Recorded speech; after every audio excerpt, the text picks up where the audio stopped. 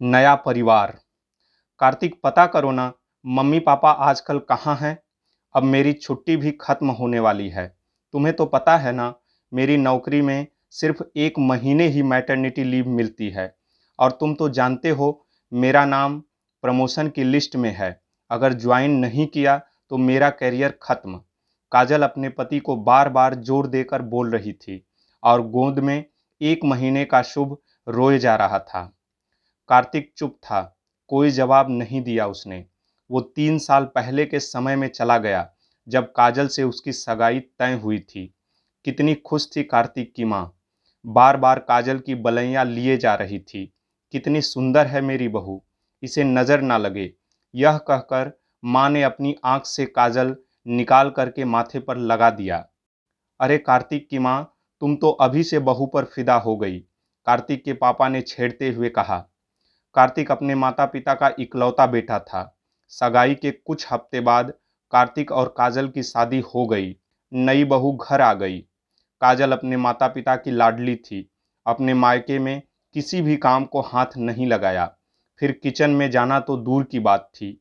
10 दिन हनीमून के बाद अब कार्तिक की भी छुट्टियां खत्म हो गई थी। आज वो शादी के बाद पहली बार ऑफिस जा रहा था। काजल आराम से सोई थी। सुबह के 8 बज गए। कार्तिक ने काजल को उठाया। उठो ना काजल, मुझे ऑफिस के लिए देरी हो रही है। जाओ मेरा टिफिन बना दो और ब्रेकफास्ट भी। नींद में काजल बड़बड़ाई। पहले कौन बनाता था? माँ बनाती थी, पर अब तुम आ गई हो ना। अरे कार्तिक प्लीज सोने दो ना, माँ ही बना देंगी। तभी कार्तिक की माँ ने आवाज लगाई, बेटा टिफिन तैयार है, जल्दी आ जा। अरे माँ, आपने क्यों बनाया? काजल आने ही वाली थी, कार्तिक ने झेपते हुए कहा। पर माँ ने बेटे का चेहरा पढ़ लिया और कहा, अरे बेटा सोने दे उसे, कुछ दिन की बात है, सब उसे ही करना है। अभी उसे क्या पता है कौन सी चीज कहाँ है, धीरे धीरे सीख जाएगी। ऐसे ही दिन बीत रहे थे। काजल घर का कोई काम नहीं करती, बस सारा दिन फोन पर चैटिंग करती या दोस्तों के साथ शॉपिंग करने निकल जाती। उसे घर के काम से कोई मतलब नहीं था। शादी को 2 महीने हो गए। काजल ने एक कंपनी में जॉब के लिए अप्लाई कर दी और जॉब भी लग गई। उसने कॉल लेटर दिखाते हुए कार्तिक से कहा, कल से मैं भी ऑफिस जाऊंगी। काजल, मुझे तुम्हारे ऑफिस जाने से कोई प्रॉब्लम नहीं है, पर मम्मी बेचारी सारा दिन काम करती है किचन में, तुम भी तो कुछ किया करो। तभी काजल मुंह बनाते हुए बोली, सिर्फ खाना ही तो बनाती हैं मम्मी, और काम के लिए तो मेड है, पहले भी तो वही करती थी। तुम्हें ज़्यादा ही चिंता है तो मैं खाने वाली भी लगा लूंगी। काजल की बात सुनकर कार्तिक बोला, अब खाना भी कोई बाहर वाला बनाएगा? कोई मजबूरी हो तो ठीक भी है, हम 4 लोग हैं घर में, मम्मी पापा कैसे खाएंगे? उनको तो आदत नहीं है। तुम्हें पता है ना काम वाली कैसा खाना बनाती है। कार्तिक की बात सुनकर काजल भड़क गई। मुझसे नहीं बनता खाना वाना, अगर इतनी ही प्रॉब्लम है तो हम अलग रह लेंगे। काजल के ये तेज स्वर कार्तिक की माँ के कान में पड़े। वो तुरंत दोनों के कमरे में आई और बोली, तुम दोनों क्यों झगड़ा कर रहे हो? अभी दिन ही कितने हुए हैं शादी को, और ये क्या काजल, तुम अलग रहने की बात कर रही हो? जी मम्मी जी, मेरी जॉब लग गई है कंपनी में, तो आने जाने में बहुत टाइम लगेगा, तो हमने डिसाइड किया है कि वहीं पास में फ्लैट ले लेंगे। माँ ने कार्तिक का मुंह देखा तो वो मौन था। कार्तिक की माँ बहू बेटे से बिना कुछ बोले अपने कमरे में आ गई। आंखों से आंसुओं की धारा बह निकली। जिस कलेजे के टुकड़े को रात रात भर जाग कर पाल पोस कर इतना बड़ा किया, आज उसे माता पिता से दूर जाने में जरा सा भी अफसोस नहीं था। कार्तिक और काजल 1 हफ्ते बाद घर छोड़कर अलग रहने चले गए।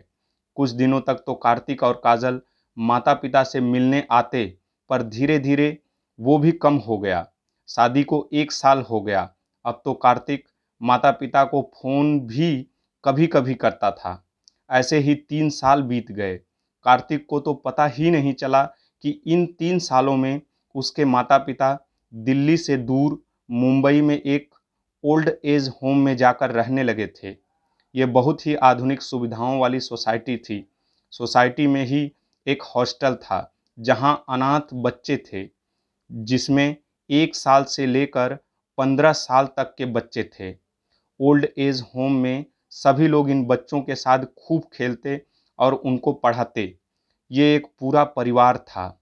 छोटे छोटे बच्चे जब अपनी तोतली आवाज़ से कार्तिक की माँ को दादी कहते तो वो अपना सारा दुख भूल जाती। उसे अब तो कार्तिक की यादें भी धुंधली लगने लगी। उसे यहाँ पूरा परिवार जो मिल गया था। आज ओल्ड एज होम में बहुत रौनक थी। पूरी सोसाइटी को मोगरे के फूलों से सजाया गया था। आज कार्तिक की माँ वसुधा की शादी की 50वीं सालगिरह थी। एक बड़ा सा केक लाया गया। सभी बच्चे हाथों में गुलाब के फूल लिए खड़े थे। दादी काटो न केक। पास खड़े 5 साल के छोटे से दीपू ने वसुधा की साड़ी खींचते हुए कहा। अरे बेटा, अभी दादू को तो आने दो।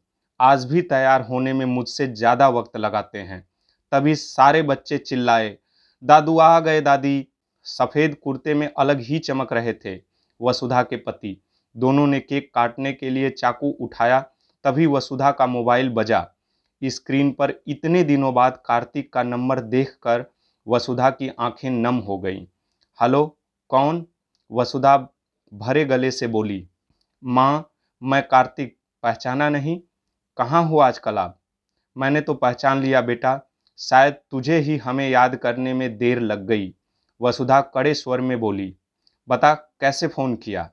माँ, आप दादी बन गई हो, एक प्यारे से बेटे की। यही खुशखबरी सुनाने के लिए मैंने आपको फोन किया। आप और पापा कहाँ गए बिना बताए? बेटा, हम अपने परिवार के साथ हैं। पर कहाँ माँ? मुंबई। अरे इतनी दूर? आपने बताया नहीं? तूने कभी पूछा भी तो नहीं बेटा, वसुधा बोली।